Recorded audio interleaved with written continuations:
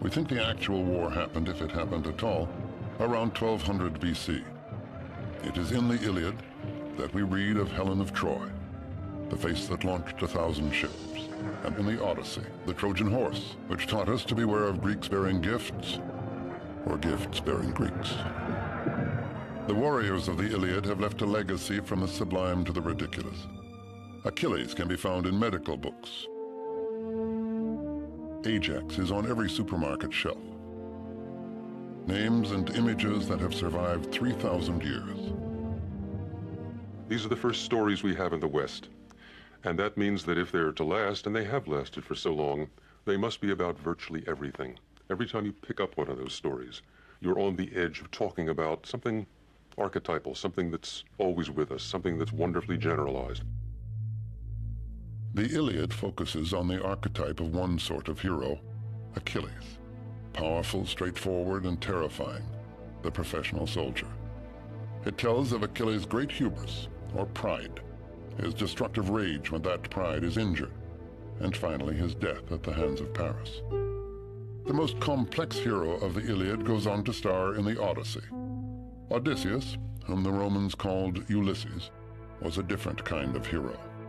Odysseus was a draftee, brave, bold, a liar, and very, very human. You may remember that James Joyce wrote his great work, Ulysses, based on Homer, and when he was asked why he did it, he said it was because Ulysses was the only complete man in literature. He said that the other great figures in literature are not complete. Hamlet was not a complete man, nor any of the other figures who play a leading role in literature. But in Ulysses, we see the person who was canny, courageous, devious, full of love and hate, and ready to face all challenges. The descendants of Odysseus are legion. We meet them today in action-adventure heroes like Indiana Jones. Odysseus has fought long and hard at Troy on behalf of his ally, King Agamemnon. When that brutal war is over, Odysseus is eager to return to his beloved wife, Penelope, and to reassert himself as the head of the kingdom of Ithaca. The Odyssey is about that return trip. It is also an extended lesson in decorum. The main moral code governing human action in the Odyssey, it is this code of the protection of the stranger, of hospitality, of looking after people who turn up in your country. And it's a system, too. It's a system in which you don't do it just out of pure good-heartedness. Someday you may be in his country, and you expect that he will return all the gifts you've given him. The same basic rules of hospitality persist today, but mostly as the polite conventions of, say, a dinner party. The guest gets fed. In return, he entertains the host.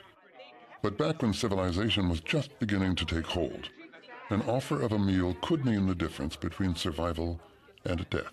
If you are going to travel around on an Odyssey, there are no motels you can stop at, and there is the bargain of the give and take of hospitality. So there is the practical aspect of it. And then there is the moral aspect of it, which appears not only in Greek literature, but in practically every religious literature in the world, of the idea that you must be hospitable to people, you must take people in, you must share what you have. And it's made very explicit in the Odyssey. The return trip can be looked at as a series of tests, each one of which Odysseus has to pass to reach home. Odysseus' adventures, if we see them as tests, are much larger versions of the kinds of crises and problems and issues and adventures to which each of us is subject over the course of life. And we see him as someone confronted with problems which are really so much more intense than the ones you and I would ever experience. The voyage from Troy back to Ithaca should have taken Odysseus about 2 weeks. Instead, it took 10 years. What became a very bad trip started with the host's poor manners and a hero's mistake. A big mistake. After all, Odysseus was an epic hero. He and his crew came ashore on the island of the Cyclops in search of food. and find themselves unwanted guests in the cave of a Cyclops named Polyphemus. The wary Odysseus introduces himself using an alias, No Man. This witty AKA protects Odysseus, though not all of his men. Instead of having dinner served as they expected, some of them are served as the main course. The Odyssey not only contains the basic rule, which is watch out whom you turn from your door, but it is full of marvelous examples of good and bad hosts and good and bad guests. You have the ultimate in bad hosts, who is Polyphemus, who says, why should I bother? I don't feel obligated, which is what a lot of people say today. And so he takes his guests and batters their brains on the floor and eats them. This is a big no-no in the etiquette rules of hospitality. Do not, repeat, not eat your guests. Rules are rules. The giant, having been such a dreadful host, pays dearly for his rude behavior. His payback? A poke in the eye with a sharp stick. Odysseus has triumphed. The Greeks liked the story for a number of reasons.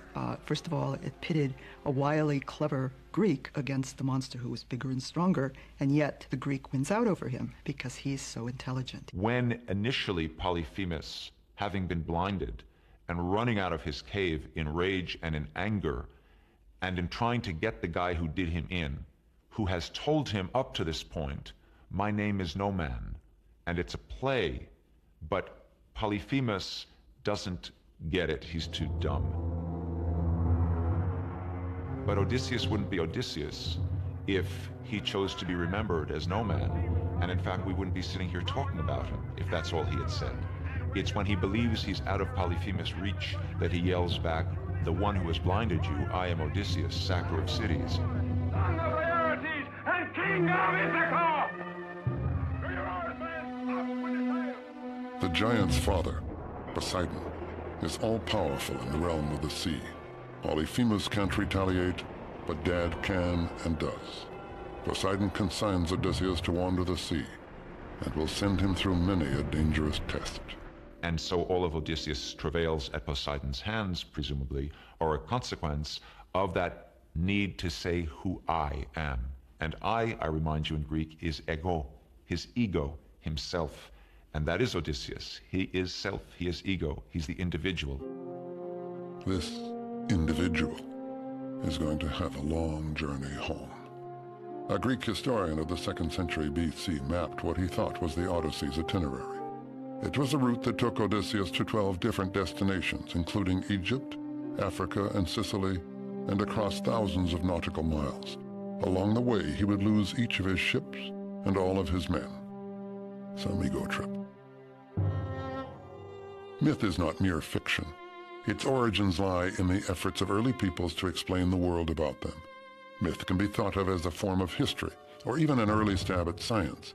To the ancient Greeks, the supernatural deities who lived on Mount Olympus represented two things: the forces of nature, like water, wind, and air, and the nature of man, his desire, ambition, anger, and jealousy. And the gods not only reflected the world, they also shaped its destiny. The siege of Troy, which left Odysseus to embark on his monumental journey, is the direct result of squabbling among the gods. Not only do the gods set things in motion, but throughout the story they are never far from the action. In this all-star struggle, Athena, the goddess of wisdom and champion of Odysseus, could represent reason and civilization, while Poseidon represents raw emotion and the forces of nature.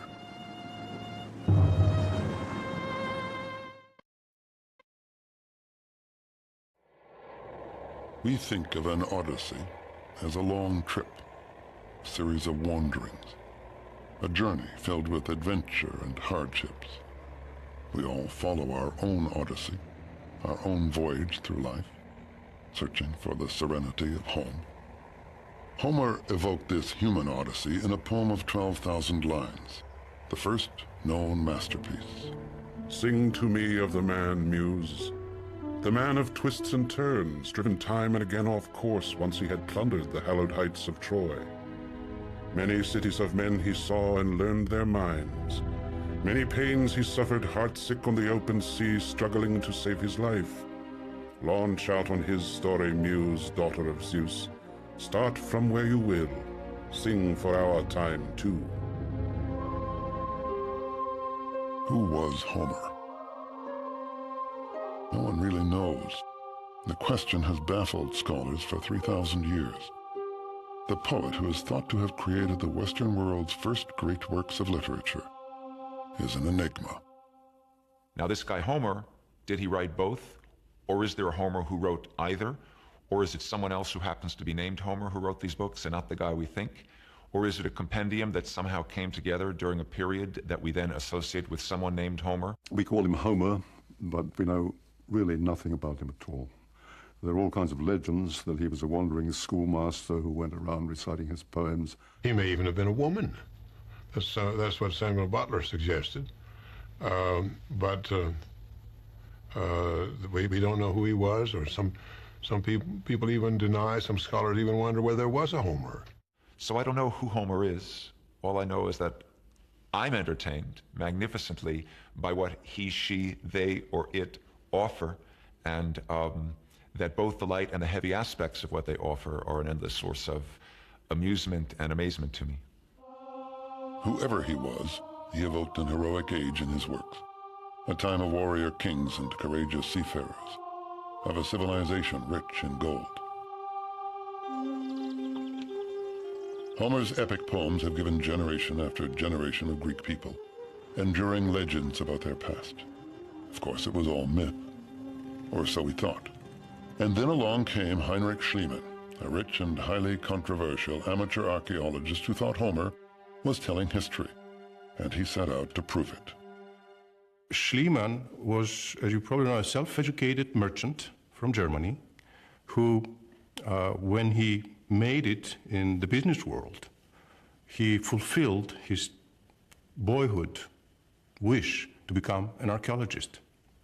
And he did it with such excitement and such deep devotion to it that he memorized the Iliad and the Odyssey in the Greek original. He knew them by heart. Schliemann went to Turkey to prove his theory and found what he believed to be the site of Troy. To this day, the find is disputed, but Schliemann was convinced. Next, he traveled to the Greek mainland, to the site of the ancient civilization at Mycenae, purportedly home of the legendary King Agamemnon. Schliemann began excavating just inside the city walls, looking for royal burial tombs. Months later, he struck gold, unearthing 30 pounds of delicate artifacts. Among them, a mask he claimed was the mask of Agamemnon. He had wonderful success at Mycenae. In fact, at Mycenae, I believe, was his biggest success, because he found the only intact royal burials that we know. Almost overnight, he made every academic person who did not believe the stories of Homer rethink the question of historicity in Homer. Schliemann had discovered evidence of a highly developed, warfaring Greek civilization that flourished between 1550 and 1100 BC, the late Bronze Age. At the height of their influence, the Mycenaeans were established in what is now Sicily, Turkey, Egypt, and northern Greece. It was a rich and powerful civilization, but it ended abruptly. We aren't sure why. We only know that by the end of the 12th century BC, the Mycenaean world had disintegrated. Even its primitive alphabet, what we call Linear B, was lost. The experts suggest invasion, famine, or disease, perhaps a revolt. Some think economic decline inspired Mycenaean marauders to raid other lands and cities, and that the Trojan War might actually have been just 10 years of plunder. In any case, the storied fall of Troy coincided with the splintering and death of the Mycenaean Empire. There followed 4 largely unrecorded centuries, 400 years of darkness. What legends survived did so through a system of oral storytelling. Bards who memorized the tales added their own spin and sang them to audiences all over Greece. The rhythms and structure of music no doubt served as aids to the memorization of thousands of lines of poetry. The word is what ties us to the past, and of course, long before there was writing, mothers were talking to their children, and that was the beginning of the oral tradition. And the oral tradition, which was perpetuated by the bards, was something that that preserved the essence of the story and allowed embellishment to meet the expectations of every particular audience. We think Homer lived in the 8th century BC, 300 to 400 years after the collapse of Mycenae, when Greece was emerging from its long night. He was the greatest of a long line of bards, the one who took countless variations on the ancient legends and coalesced them into one great masterwork.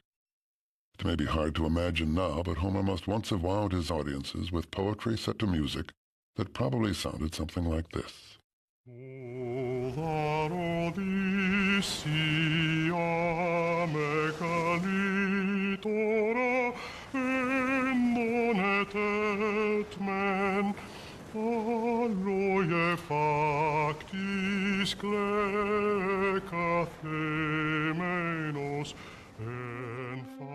For the next great Greek civilization, the Greece of Socrates and Plato, history began with Homer's poem about a war at Troy.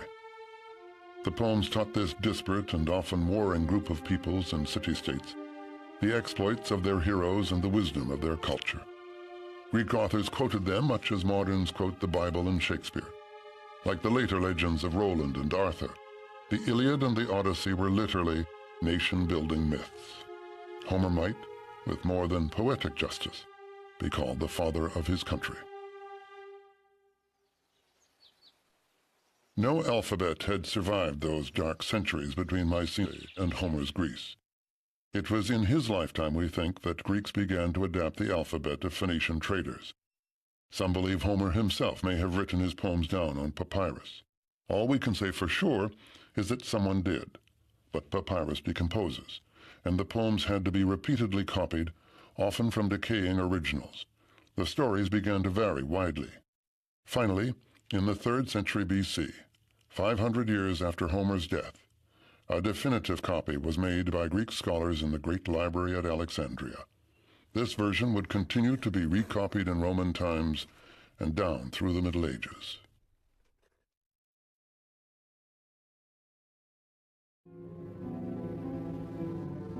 After years at sea, Odysseus wants desperately to get home, but Poseidon keeps him from succeeding. Beset by troubles, he lands at the island of the sorceress, Circe. His men behave badly at her table, and she turns them into pigs. The god Hermes has given Odysseus a potion that makes him immune, and instructs him to sleep with the beautiful witch so that she will return his crew to human form. Well, I always found it, beautiful and haunting, the magical aspect. But it's funny, too, that Circe turns these men into swine, but not because she's a malicious witch, but because in a way she's dispensing justice. They behave terribly at her table, and in a way she's just metaphorically realizing their inner swine, I guess we'd call it nowadays. In a way they had it coming, and even as a child I relished that part. The sirens may be the more, if you're talking about the seductive vamp, they seem, I guess they're trying to shipwreck these guys. That seems more abstract malice, whereas Circe would seem to be making a sort of crusader's point. But Circe is only one of several women Odysseus encounters in his wanderings. Women are very important in the poem. Women see him off on all his journeys, and I think, again, this is another metaphor for the simple fact that our mothers give us birth. They start us on life's journey. And, of course, the other side of the coin from birth is death. And another thing that Odysseus learns in the poem is that he's a human being, or what it is to be a human being. Odysseus later encounters Calypso, the goddess, not the dance. That sets off another seduction and another test for our hero. For Calypso offers him immortality if he will stay with her. But immortality isn't all it's cracked up to be. By the way, Calypso's name in Greek means barrier or concealer. What Odysseus is offered is a vegetable existence, a symbolic death. He rejects it, but he either can't or isn't in any hurry to leave. which may say something about our hero. He spends a year with Circe. He spends a year wining and dining and sleeping with this magnificent goddess. Now, it's true, because of who he is, he was able to rescue his men. But then, his men and he would have been there forever if they hadn't finally griped sufficiently to say, all right, all right, all right. And now he wants to leave. He spends 7 years with Calypso before we find him on the beach weeping about wanting to go home to Penelope. So those are sides of him which I don't find so admirable. I can't say that if I were in his boots, I would do any differently, but I still don't find it admirable. And so the message that Odysseus is getting is that he should live. He should not ask for immortality through fame or even immortality as the consort of a goddess lonely on an island, such as Calypso offers, but go home and live life and find the good things in life and survive as a mortal person. And this is the choice he makes all the way through. I think when you recover from a bad romance, you also think of Circe, Calypso, you know, the vamp or the side trip on life's journey. And Penelope's in the background of the Odyssey at all times. She's at the end of the line. But there's a lot of forays and side trips in the Odyssey that makes it surprisingly modern. The Odyssey has been recreated as entertainment countless times. This silent film version was made in 1924, long before anyone thought of a character like Big Bird. During the Middle Ages, the works of Homer survived primarily in the monasteries, but the Renaissance resurrected him, and the first printed editions of Homer appeared in Florence in 1488. Soon they were available all over Europe. He was a hit again. His poetry has been translated from the Greek into every tongue imaginable, and he has inspired more than just the translators. Homer's the beginning of the epic tradition. Without Homer, I guess there would have been a Virgil, but he wouldn't have been as good. There would have been a Dante, but he wouldn't have been as good. There would have been a Milton, but he wouldn't have been as good. And so on, through Keats, through Tennyson, through James Joyce. That's where Homer goes. And that's why a whole literary tradition comes out of him, depends on him, and by the same token is constantly bringing him back into life. More recently, Mark O'Donnell has brought him back to life, if only to get over him. Actually, Homer is the protagonist's homosexual lover in O'Donnell's latest novel. But the earlier Homer has an important place in this writer's intellectual universe, the Odyssey in particular. Well, the neat thing about the word Odyssey is it's entered our language as both the definition of the novel and the definition of life itself. That you say, oh, that was an Odyssey, whether you're talking about a long book or a crazy life. That's a sign of the Odyssey's power. First of all, that it's the first novel, and that's sort of primordial. Plus, you mix in the magic and the travel, and it gains quite a power and stature. And for my novel, which is a ridiculous farce about, you know, miscrossed romance in modern times, I thought it was cheeky of me to borrow from the greatest of novels for a loose model. But secretly, I also wanted to borrow some of its magic and mystery, because even in the craziest of farces, there's some of life's magic underlying. Even more than nation-building myths for the Greeks, Homer's works were the templates for the Western literary tradition. From the Iliad comes tragic drama. From the Odyssey, the novel. And the action-adventure hero has never died. Homer gives us two books and two kinds of hero. Which do we prefer? Achilles, who throws himself into the fray heedless of the outcome, or Odysseus, who schemes to win and survive? Indiana Jones is certainly one of the most popular heroes of today. All my little nieces and nephews know who he is. And he's more than creatures like Rambo or Arnold Schwarzenegger's Terminator, who are just mere brute force. He's like wily Ulysses in that he's got a PhD in archaeology, and he can not only, you know, dodge the arrows and steal the object, he can also recognize its value and appraise it for you.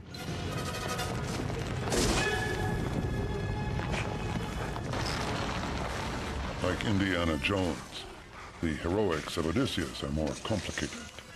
He has one other added quality, which is a very fertile intelligence and a willingness to lie in order to get what he wants, which is certainly not part of Achilles, who hates, like the gates of hell, the man who thinks one thing and says another, which is exactly a wonderful description of Odysseus. He's doing this all the time. It is no accident that Odysseus is the great master negotiator and diplomat. because he's really good at not saying what he thinks, but saying what will be useful under the circumstances, for which he got a very bad reputation. Homer had anticipated Machiavelli. Complete honesty may not always be the best policy. People always say, why can't they say what they really mean? Because if you say what you really mean when you have a volatile situation like that, you mean, I'd like to bomb you back to the Stone Age. That's what you really mean. And so instead, you say, artificially, we would like to reach some kind of compromise that we can both live with, so that everybody can continue living. So it is an absolutely essential part of, the city. That's where the Greek word comes from. Civility, civilization, it's all the same thing. I think Odysseus is a hero who can be admired for different reasons at different times. He's a survivor, basically. People like to see him as a hero, but in fact he's almost an anti-hero. For quite a while, virtue was essential for a proper hero, but not for Homer, and obviously not for us. If you depicted a perfect person now, it would have to be for a lampoon, Dudley Do-Right, Roger Ramjet, an absurd paragon of virtue. We doubt virtue now, so super virtuous heroes are a little harder to take.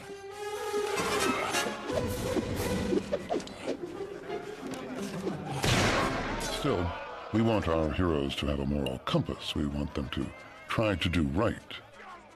To do the classy thing. And they occasionally say, what would, Frank Sinatra or St. Augustine do in this case? What would Abe Lincoln do?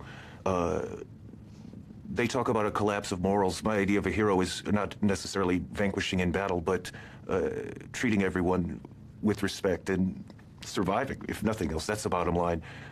We often regard mere survivors as heroes, and as despairing as that sounds, it certainly is true enough.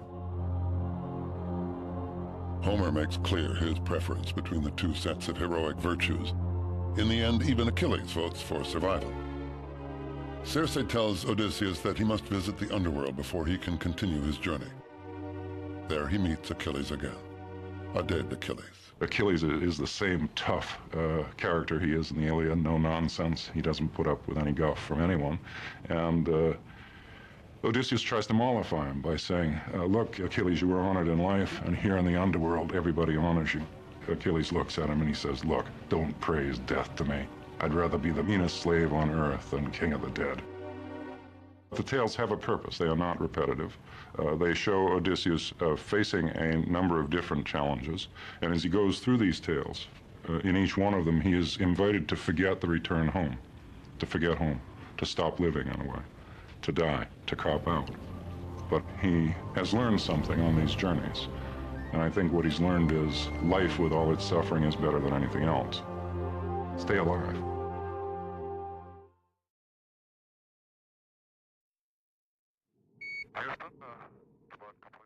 Let's make sure we don't blow the whole mission. Things were getting colder. We were not getting any sleep. The strain and the stress was slowly gathering on us. And of course, as we approached the moon, it got to be bigger and bigger and bigger. This is my second trip out there now, and not to land was a real trial, a mental trial for me. For Apollo 13, the moon had become a place they had to pass by. Just as in the Odyssey, the adventurers had to pass by the seductive sirens in order to get home. And we looked down at those ancient old craters as we skipped across. There is a tremendous drawing power. Just 60 miles below, we could land and walk on the surface of the moon. The siren song. Odysseus is told to stop up his ears against creatures whose beautiful song lures sailors to their death. He has himself tied to the mast, so he can both listen and resist. The sirens became aware of the sea-swift vessel running by them, wherefore they clearly sang to us their song. Hither, come hither, O much-praised Odysseus. Come to us, O glory of Achaea. Bring your ship to land so you may listen to our voices. Never yet has any man in a dark ship passed us by without lending ear to the honey-sweet music of our lips, to go away spirit-gladdened and riper in knowledge. We know all that comes to be on the much-nourishing earth. My heart desired to listen, and I told my companions to free me. They bound me in further bonds and constrained me more. Very similar to the Odyssey and Odysseus, being so close, instead of tied to the mast, we're tied to the spacecraft, our only means of getting home. What the sirens offered is one of the big questions. It's been a conundrum since antiquity. It was a question that the Emperor Tiberius asked his grammarians, and they didn't know how to answer it. We do get part of the answer in the Odyssey. The siren's song is given in part, and the literary interpretation is that probably they offered knowledge of what had happened in the past and what would happen in the future. This is a great lure to Odysseus. T-9. Who wouldn't want knowledge?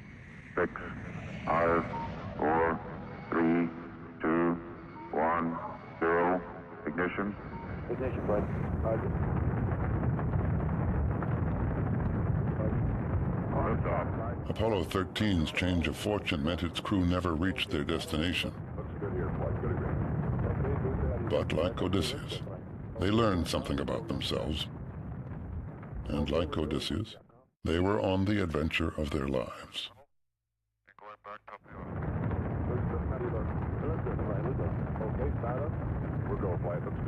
I think we are all somewhat explorers. I mean, we all have that fascination about doing things, whether it's in our fantasy or whether we actually do things. Guidance. Go guidance. We've had a hardware restart. I don't know what it was. Okay. Houston, we've had a problem. Okay, Houston. Life would be rather dull if you didn't have some exploration, some adventure, something that you could look back on and say, I really enjoyed that, or I got by it okay, or I never expected that I'd have the courage to do what I did.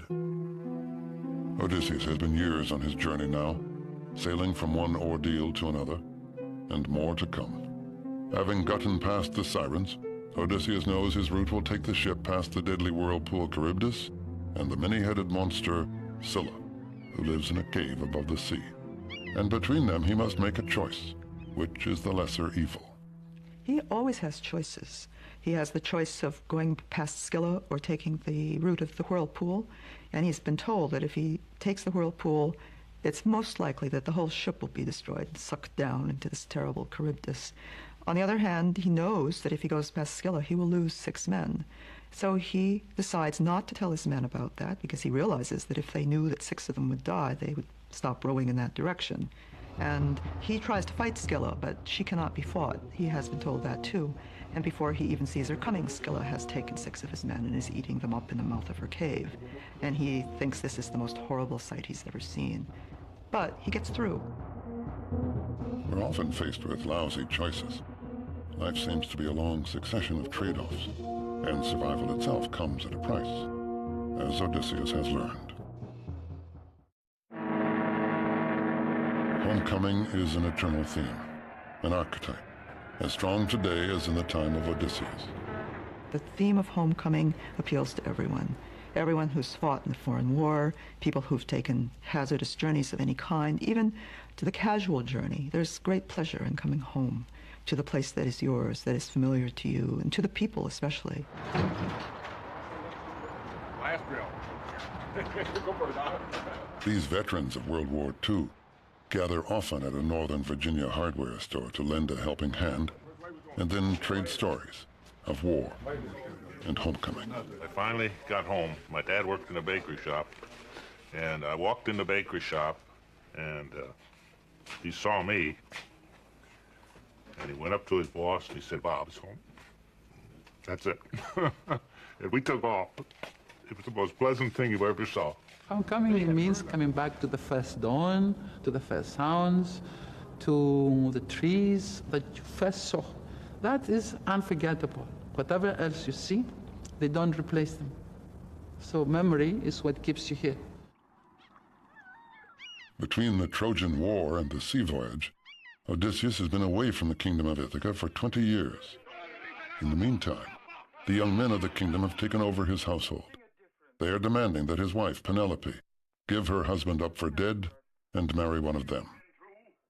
But Penelope has stalled them. She says that when she completes the shroud she is weaving, she will marry. But she weaves by day, and secretly unweaves by night. If she was giving in to the suitors, then there would not be any kingdom for her and for her son. So she found a way of postponing the marriage so she can gain time. When are these people going to go home? They have been here forever. They are eating us out of house and home. And what's more, they're trying to marry the lady of the house, and in the meantime, they are amusing themselves with the women servants. Bad, bad guess. Finally, Odysseus reaches Ithaca, but the goddess Athena has warned about the traitors who lie in wait for him at the palace, and he goes home disguised as a beggar. He's the outsider. There's a wonderful irony. We know who he is. We see the suitors doing things that they ought not to be doing to any beggar, but especially not to this beggar, because this beggar is the king, and he will, we know, reestablish himself. Alms for a child of misfortune. So there's a kind of tension that builds, and we wonder how Odysseus is going to achieve this, because he's all alone, one man against 100+ suitors. How's he going to do this? The queen. The besieged Penelope finally proposes a contest to the suitors. She will marry the man who can string the bow that belonged to her husband and shoot an arrow through a dozen axes.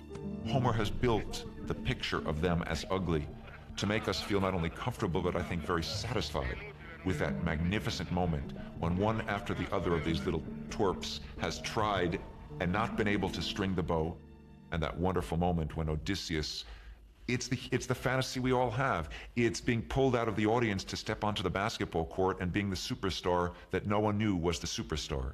Odysseus the beggar suddenly stands up straight and strong, with ease strings the bow, bam, bam, bam. And man, is that satisfying to our baser and my baser and uglier instincts.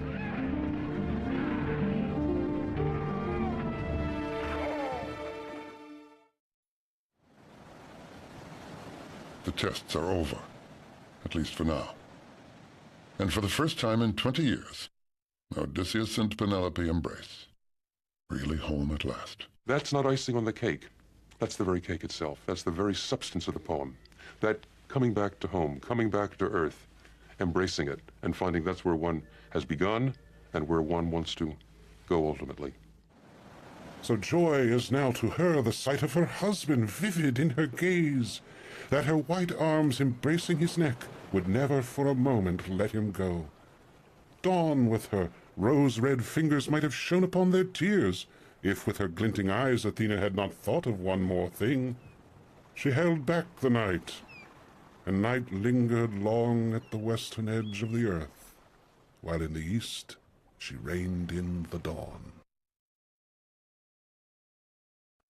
While in the east she reigned in the dawn. But now, if the Odyssey is life, can the still living Odysseus be finished with his struggle? Not quite. After setting his own house in order, he must negotiate a truce between his supporters and the relatives of the suitors he has just slain. And then there's the prophecy. While visiting Hades, he met the ancient seer, Tiresias, who prophesied his successful return and said he would then have to leave again. Thereupon, take a well-fitted oar, and go on till you arrive at the place of men who do not know the sea, and eat of food that has not been mixed with salt, and where they do not know about ships with purple cheeks, or about well-fitted oars that are the wings of ships. And I will tell you a very plain token. Do not forget it. When you meet a man who mistakes your oar for a winnowing fan, then set your well-fitted oar fast in the earth, and make fine sacrifices to the Lord Poseidon. Then go back home, and sacrifice sacred hecatombs to the immortal gods who possess broad heaven. Far from the sea will death come ever so gently to your person, and slay you when you are worn out with sleek old age, and the people about you will be happy. Throughout the Odyssey, there has been the old philosophical conflict between fate and free will. The gods are stage managers of everything that happens, and yet Odysseus also owes his survival to his own cleverness and pluck. They created the role, but he acted it. The performance was all his. It's a little bit like when we finally arrive, we humans, we die. But what we all want, and what Odysseus above all has, is to be able to say, not only when he gets home, but when he's on his deathbed, man, I lived a life. And that's part of what makes him both such a rich source of entertainment and a kind of inspiration who on the grand scale is what each of us wants to be, even if we can only hope to do it on a smaller scale.